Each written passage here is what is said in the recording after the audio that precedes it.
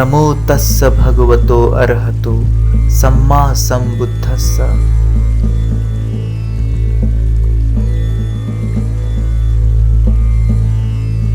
ऐसा ही रहना चाहिए मेरे हिसाब से। इसमें मैं बदलाव बर्दाश्त नहीं करूंगा, लेकिन बाहर की चीजों का स्वभाव कैसा बदल जाना, ठीक है।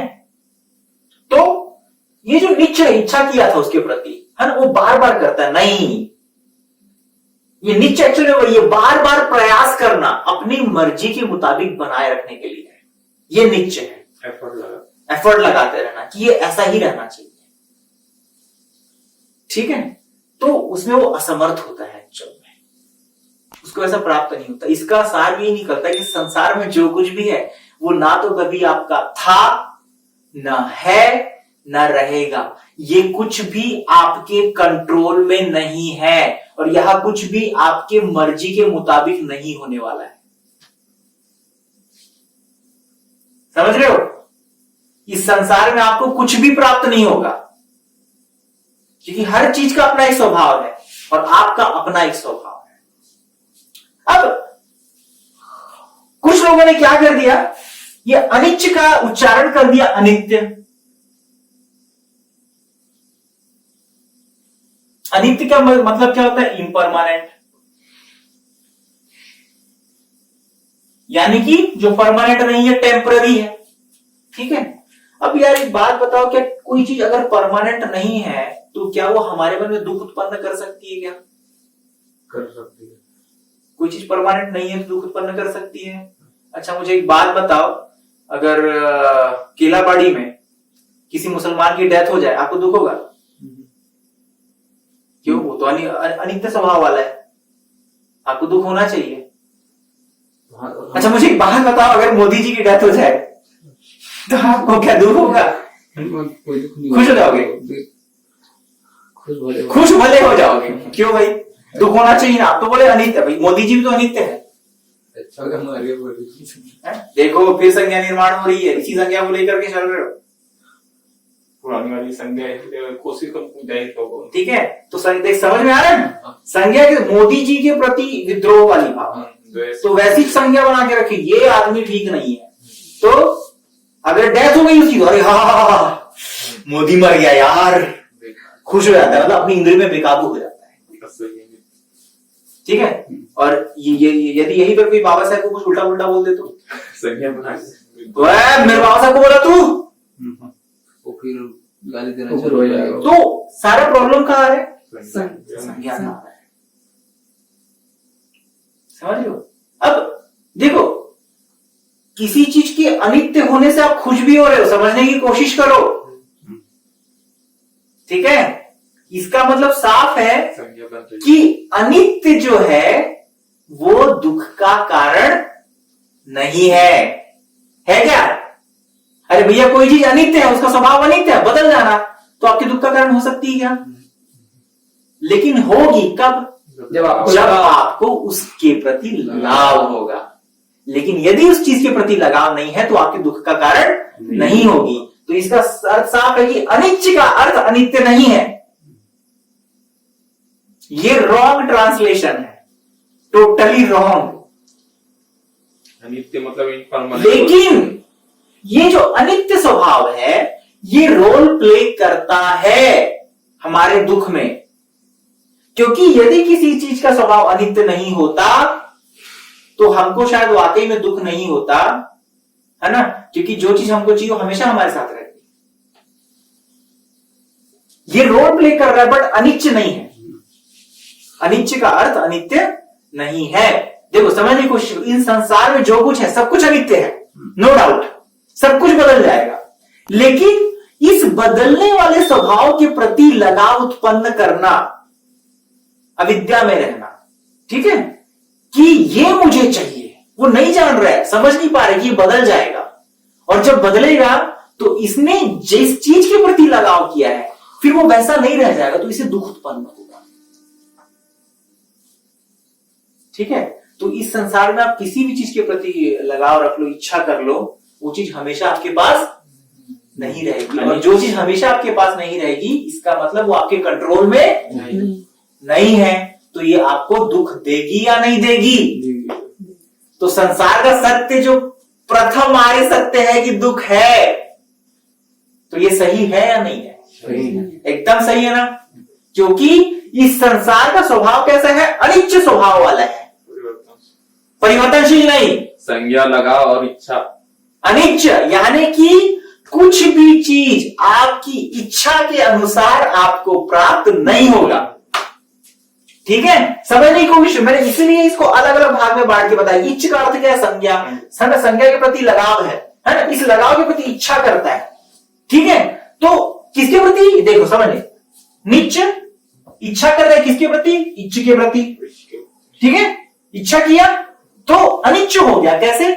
मतलब नहीं मिलना, इच्छा का पूरा नहीं होना, इसलिए अलग है। समझ रहे हो?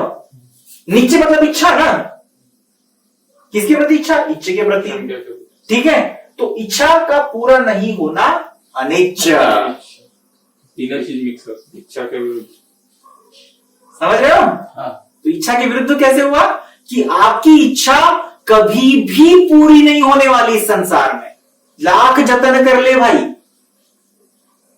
जिस संज्ञा के प्रति आपने लगाव लगा के रखा है वो चीज आपको कभी प्राप्त नहीं होने वाली। कुछ समय के लिए आप होल्ड करके रख सकते हो, लेकिन हमेशा के लिए आपके पास नहीं रहेगी। लेकिन दिक्कत ये कि हम उसी में एफर्ट लगाते, बार बार इच्छा करते इसको बनाए रखने के लिए, और यही दुख का कारण है। तो दोनों चीजें कोरिलेट है, समझ में आ गया? अब समझना पड़ेगा ये अनंत क्या है। ठीक है, सागर समझ में आ रहा है? Need a break? आ जाओ आ जाओ, उसके बाद ही शुरू करते हैं।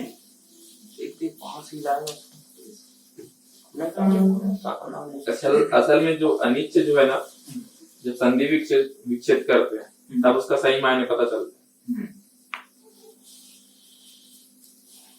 उसका मेरे को सही मायने नहीं पता था, लेकिन आभास था। ठीक है, तो क्लियर हो गया ना? किस सेंस को प्रकट कर रहा है? मतलब इच्छा मतलब प्राप्त करने की इच्छा, जैसा है वैसा बनाए रखने की इच्छा। लेकिन संसार का सत्य क्या है कि वो अनिच्छ है, निच्च नहीं है लेकिन अनिच्छ है, कि कभी प्राप्त नहीं होगा आपको, इसलिए अलग है। ठीक है,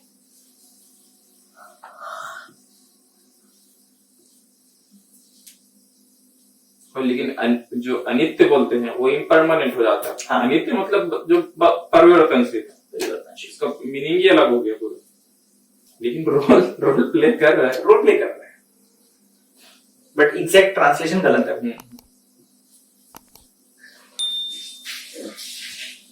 इसलिए कह रहा है कि बुद्ध की वाणी को ट्रांसलेट नहीं किया जा सकता, उसको सही इंटरप्रिटेशन की जरूरत है।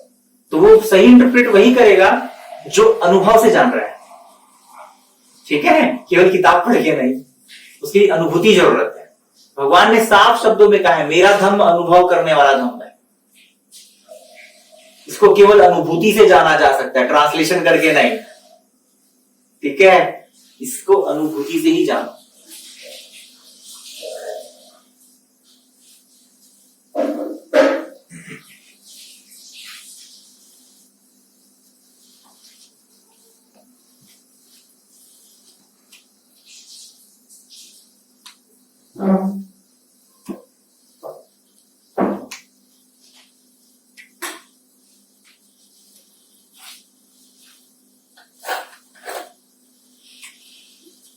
ओके, ठीक है, तो यही संसार का स्वभाव है। कैसा स्वभाव है संसार का? अनिच्छ, है ना? तो इस संसार में जो कुछ है ये आपको कभी भी प्राप्त नहीं होगा। क्यों नहीं होगा? क्योंकि जैसी आपकी इच्छा है ना, वैसा बने रहना किसी भी चीज का स्वभाव नहीं है ना? तो जब उसमें परिवर्तन होगा, आपकी इच्छा की विपरीत परिवर्तन, है ना भैया? अगर आपकी इच्छा के अनुसार परिवर्तन होगा तो आपको सुख ही मिलने वाला है, दुख नहीं मिलने वाला। लेकिन बात है कि हर बार आपकी इच्छा के अनुसार परिवर्तन उसमें नहीं होने वाला है ना? हो सकता है आपकी इच्छा हो कि यार मैं और सुंदर दिखूं, मैं और गोरा हो जाऊं, तो क्रीम लगाता है फेयर एंड लवली, है ना, 6 महीने में थोड़ा गोरा भी दिखने लगता है, तो आपकी इच्छा के अनुसार बदलाव हो गया, तो बड़ा अच्छा महसूस हो रहा है, अब मैं थोड़ा गोरा दिखने लगा हूं, ठीक है। लेकिन जब फेयर एंड लवली लगाना बंद कर दिया तो और काला हो गया और स्किन इंफेक्शन हो गया, तो दुख हुआ कि नहीं? इसका अर्थ साफ है कि आप किसी भी चीज को लंबे समय तक अपनी इच्छा के मुताबिक होल्ड करके नहीं रख सकते। क्यों? क्योंकि कोई भी चीज आपके कंट्रोल में नहीं है इस संसार में। ना कोई व्यक्ति कंट्रोल में है, ना ये शरीर कंट्रोल में है, ना कोई पेड़, ना कोई सब्जी, ना मछली, ना पानी, ना अग्नि, कुछ भी नहीं, कुछ भी आपके कंट्रोल में नहीं है। लेकिन हम उसे अपनी मर्जी के मुताबिक, अपनी जरूरत के मुताबिक, अपनी इच्छाओं के मुताबिक कंट्रोल करने की कोशिश करने लगे रहते हैं, ठीक है। और यही हमको दुख पहुंचाता है। क्यों? क्योंकि ये हम जितना एफर्ट लगा रहे हैं, जितनी भी कोशिश लगा रहे हैं, ये एट द एंड हमको कोई रिजल्ट नहीं देने वाला है। देगा कोई रिजल्ट? मिलेगा क्या? तो एक बात बताओ, ये जितना हम एफर्ट लगाते हैं वो व्यर्थ है या नहीं है? व्यर्थ है ना। पैसा कमाने में, दुनिया खरीदने में व्यर्थ हुआ कि नहीं सारे? बहुत व्यर्थ है वो। तो क्या ऐसा जीना अच्छा है? नहीं ना। तो यही अनंत है, ठीक है। हम अत्त मतलब क्या है? मैं का भाव, स्वयं। तो अभी तक मैं के भाव में जीता रहा, मैं मेरा, मैं मेरी इच्छा, मेरी बनाई हुई संज्ञा, मुझे चाहिए, ठीक है। तो उसी में लगा रहता, अत्त को बढ़ाते रहता है अपने। लेकिन बात यह है भाई कि ये भी अनंत है। जो कुछ कर रहे हो वो व्यर्थ है, इसमें मैं मेरा जैसा कुछ भी नहीं है क्या? क्यों नहीं? क्योंकि जब कोई चीज तुम्हारे कंट्रोल में है ही नहीं, जो चीज तुमको कभी मिलेगा ही नहीं है, तो उसमें अत्त भाव वाली क्या बात है? जो चीज तुम्हारे कंट्रोल में नहीं है और तुम व्यर्थ में अपनी मेहनत लगा रहे हो उसमें। तो इसीलिए प्रकृति का जो स्वभाव है वो अनंत है। इसमें मैं मेरा जैसे ग्रहण करने लायक कुछ भी नहीं है। और जो अत्त भाव में रहता है वो सांसारिक जीवन में फंसा रह जाता है, यानी कि पुनर्जन्म की प्रक्रिया में फंसा रहता है इन 31 लोकों में।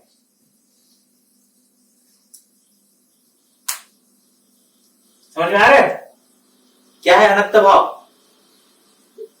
कि सब व्यर्थ है, इसमें मैं मेरा जैसे कुछ है ही नहीं जो मैं इतनी कोशिश में लगा।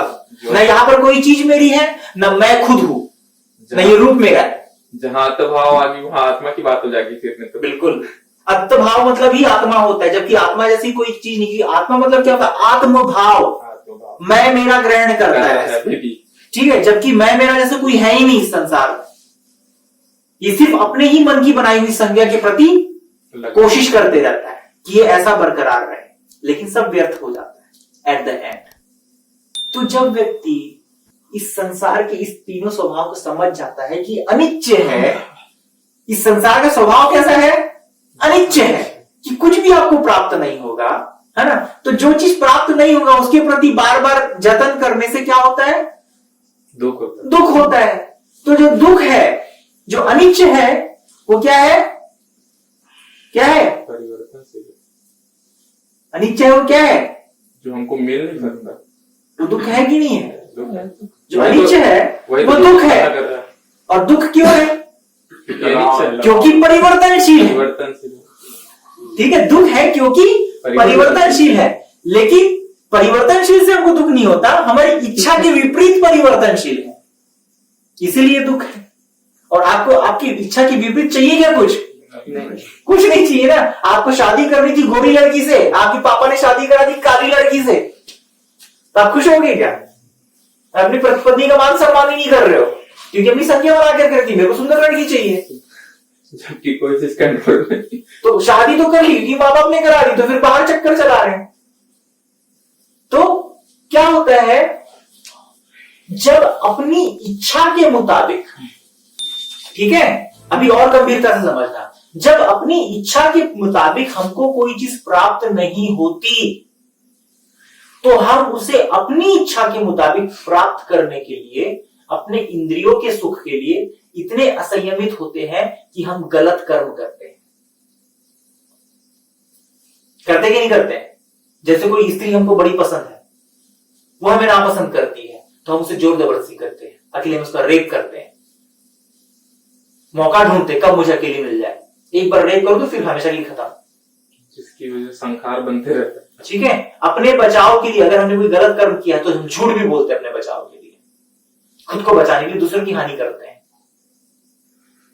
किसी के सामान की वस्तु के प्रति जब हम ऐसा लगता है कि ये वस्तु मेरे पास होनी चाहिए, लालच उत्पन्न होता है तो हम चोरी भी करते हैं।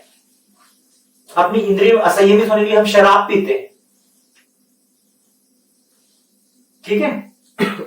तो ये सब गलत कर्म है कि नहीं है? किस वजह से है?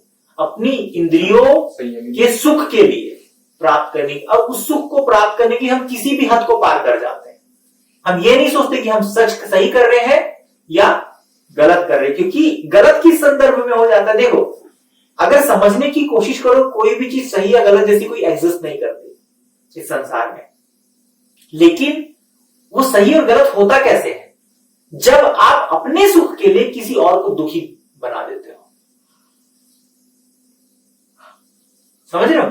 आप किसी और के दुख का कारण बनते हो, क्योंकि आप उसके अंदर क्या प्रकट कर रहे हो? इच्छा प्रकट कर रहे हो, द्वेष प्रकट कर रहे हो, उसका निर्माण कर रहे हो, कारण बन रहे हो, ठीक है। जैसे उदाहरण के तौर पे, है ना, क्या ये ना बार बार प्यार लड़की वाला एग्जाम्पल देना जरूरी इसलिए हो जाता है क्योंकि जब इंसान जवान होता है ना तो इसके प्रति इसका खूब लगाव होता है, मोह होता है, प्रेम के प्रति, किसी व्यक्ति के प्रति, राइट। किसी सामान से उतना लगाव नहीं होता जितना कि व्यक्ति विशेष से होता है, और ये चीज बहुत जल्दी समझ में आती है। तो इसी रूप में समझने की कोशिश करो। ये मत समझना कि बार बार किसी लड़की का एग्जाम्पल दे रहा हूं या लड़के का एग्जाम्पल दे रहा हूं, क्योंकि सब जवान हो और समझते कि यही सबसे ज्यादा महत्वपूर्ण हो जाती है इंसान के जीवन में एक समय के बाद, एक उम्र के बाद, ठीक है। तो जैसे मान लो देवा किसी को पसंद करता है, ठीक है, तो देवा ने जिसको पसंद किया, है ना, उसने उसको बोला कि हाँ देवा तुम भी मुझे पसंद हो, ठीक है। अब दोनों साथ में रहने लगे। तो एक बात बताओ, पहले देवा ने प्रपोज किया कि तुम मुझे पसंद हो, क्या तुम मुझसे शादी करोगी? ठीक है, उसने एक्सेप्ट कर लिया, हाँ मैं शादी करूंगी, ठीक है। अब दोनों के संबंध अच्छे से चल रहे हैं, साल हो गया, 2 साल हो गया, 3 साल हो गया, 4 साल हो गया, बढ़िया, कोई दिक्कत नहीं है। हुआ यूं कि अब अचानक लड़की के मन में किसी और के प्रति इच्छा जाग जाती है, ठीक है, इच्छा जाग जाती है। अब क्योंकि देवा उससे बहुत प्यार करता है, उसके प्रति बहुत लगाव है, लगाव ना, समझने की कोशिश करो, लगाव है उसके प्रति बहुत ज्यादा, तो वो क्या देख पाएगा कि वो किसी और के साथ रहे? इमेजिन करो, क्योंकि उसका लगाव कैसे, ये सिर्फ मेरी है, वो मैं मेरा वाला अधिकार जमाता है उस लड़की के लिए, ये मेरी प्रॉपर्टी है, तू सिर्फ मेरी पत्नी है, तू किसी और की नहीं हो सकती। तेरी हिम्मत कैसे हुई किसी और की तरफ देखने की? तो इसी भाव से भावित रहता है। तो ये भाव किसने जगाया? देवा ने तो अपने मन में जगाया, लेकिन उसका कारण क्या था? कहीं ना कहीं वो लड़की कारण थी ना, क्योंकि उन्होंने प्रोत्साहन दिया कि हाँ मैं तुमसे शादी करूंगी, मैं जीवन भर तुम्हारा साथ निभाऊंगी, तुम्हें कभी धोखा नहीं दूंगी। बट होता क्या है, एट द एंड वो उसे धोखा देती है। अब ये बर्दाश्त नहीं कर पाता, अब क्योंकि उसके कंट्रोल में नहीं आ रही, वो कोशिश कर रहा है, नहीं उसका साथ छोड़ दे, उसका साथ छोड़ दे, नहीं छोड़ती, चली जाती भाग कर दूसरे लड़के के साथ। तो इसका अपनी इंद्रियों में काबू नहीं रह जाता, ये बर्दाश्त नहीं कर पाता और वो सुसाइड करता है, ठीक है। अब एक बात बताओ, इसके सुसाइड के पीछे, ठीक है देवा ने अपनी बनाई हुई संज्ञा के प्रति लगाव लगाया, लेकिन इच्छा उत्पन्न करने के पीछे उस लड़की का हाथ है या नहीं है? कारण है ना। तो कहीं ना कहीं वो व्यक्ति भी कारण बन रहा है। ठीक है, तो तुमने झूठी इच्छा जताई ना, झूठा वादा किया ना, ठीक है, तुमको पता है वो तुमसे बहुत लगाव लगाए बैठा है ना, तुमको किसी और के साथ नहीं देख सकता, फिर तुमने उसे दुख पहुंचाने का सोचा कैसे? भैया तुमने ही बोला था ना, कमेंट किया था ना, हम हमेशा आपके साथ ईमानदार रहेंगे, फिर ऐसी क्या जरूरत आन पड़ी? ये किसी और के साथ भाग गया इसको छोड़कर। तो अगर वो सुसाइड किया तो उसकी सुसाइड करने के पीछे वो कारण है या नहीं है? हालांकि उसने देवा की हत्या नहीं करी, लेकिन उसने अपनी इंद्रियों के सुख के लिए देवा को दुख पहुंचाया या नहीं पहुंचाया? मतलब वो अपने इंद्रियों के सुख में इतनी असंयमित है, इतनी पागल हो चुकी है, इतनी अंधी हो चुकी है कि वो कुछ भी कर सकती है, किसी की जान लेने का कारण भी बन सकती है। तो अब बोलेंगे कि भैया ये एक्चुअल में कौन सा कर्म हो गया मालूम है? पाप कर्म। क्योंकि भावित था, धोखा देने का भाव था उसके मन में, भाव से भावित थी, धोखा दिया, तो कायदे से उसने उसकी हत्या नहीं करी, लेकिन हत्या का कारण है तो उसको उसका रिजल्ट मिलेगा या नहीं मिलेगा? तो क्या होता है, जिस लड़के से हम भाग के गए ना, कुछ समय बाद वो भी लड़का उसको छोड़ देता है। अब देवा तो मर चुके हैं, वो बेचारी हमेशा के लिए पागल हो जाती है। तो जैसा बोगे वैसा ही काटोगे। तो यही है कि देवा ने जो संज्ञा बनाई थी उसको भी वो चीज प्राप्त नहीं हुई, और ना ही उस लड़की को प्राप्त हुई जिसने उसकी प्रति संज्ञा बनाई थी। तो यही संसार की सत्यता है कि इस संसार में हमको कुछ भी प्राप्त नहीं होगा, हम उसी के लिए जतन लगाते रहते हैं हमेशा कि ये हमेशा बरकरार रहना चाहिए मेरी मर्जी के मुताबिक, है ना सही? और यही हमारे दुख का कारण है, और इसी में जतन लगाने की वजह से इच्छा है, इच्छाएं कभी खत्म नहीं होती, तो हम बार बार पुनर्जन्म के चक्र में फंसे रहते हैं। ठीक है, तो अनिच्छ स्वभाव वाला है संसार। ठीक है, अनिच्छ है, इसीलिए क्या है? दुख है कि नहीं है? जो अनिच्छ है वो क्या है? दुख है। और जो दुख है वो दुख क्यों है? क्योंकि परिवर्तनशील है, हमारी इच्छा के विपरीत परिवर्तन करता है, मतलब विपरीत परिणाम वाला धम्म है इसका। कैसा है? विपरीत परिणाम वाला स्वभाव। मतलब इस संसार में जो कुछ भी है, जो कुछ भी एग्जिस्ट करता है, वो आपकी इच्छा के विपरीत ही परिणाम देगा एट द एंड। वो कुछ समय तक आपकी इच्छा के अनुसार, चलो आपको लगेगा भी कि मेरी इच्छा के अनुसार हो रहा है, लेकिन एट द एंड वो आपके इच्छा के विपरीत ही स्वभाव पैदा करने वाला है।